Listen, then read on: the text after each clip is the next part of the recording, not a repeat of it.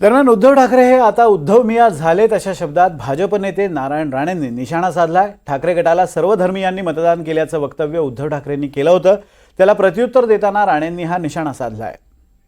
शिवसेना आयुष्यभर मुस्लिमांविरुद्ध, ते मुस्लिम शब्द पण बोलत नाही, तो शब्द मी बोलू इच्छित नाही।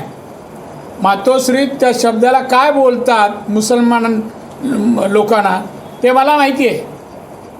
त्यांच्या विरोधात आत्तापर्यंत शिवसेनेने त्यांना विरोध केला, कुठल्या जातीविरुद्ध केला नाही, गुजराती लोकांविरुद्ध केला, दाक्षिणात्यांविरुद्ध केला, नॉर्थ इंडियन विरुद्ध, शिवसेनेने सगळ्यांविरुद्ध केला।